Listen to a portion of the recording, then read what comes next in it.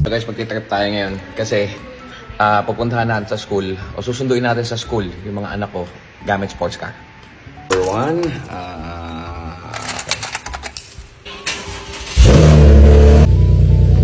Siyempre, kailangan naka-master of scent ka. Para siyempre, amoy bago lagi yung sasakyan natin, guys. It's just an experiment, guys, kung ano maging reaction ng mga tao kapag sinundunan sila ng sports car. So, she's here. Dito na siya.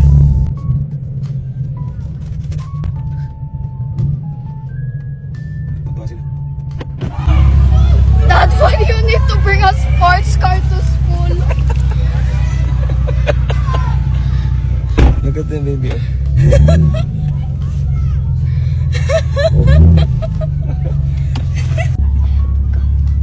Anyways, it smells good here.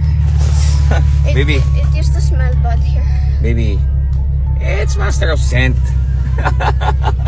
Oh. Ito naman gagamitin natin mamaya para sa panganay ko. Magagalit yun. Kuha natin yung 5,000 steps natin bago sunduin si ate. Sa ate naman, Ferrari time. Si Bunso mang prank. Oh, sorry.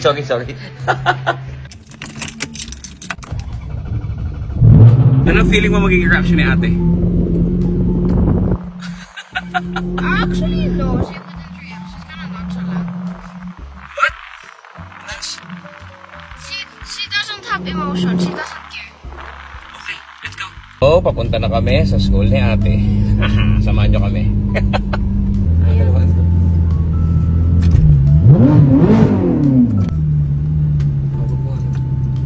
Aray ko. Sige. Oh, then why I did it? I did it.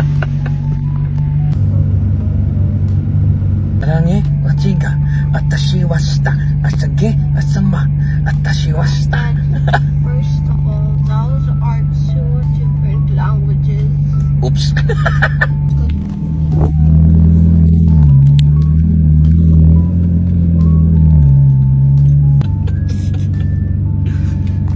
Hindi ba siya nakikita? Dad, Why? why did you have to bring the Ferrari to school? Why this car of all cars? Goodness. Uy. Hey. Oh my God. Zian, can you believe this? Tingnan ka ng mga klase mo. This is scary. Guys, my kids are complete. Andito na si ate and si Bunso.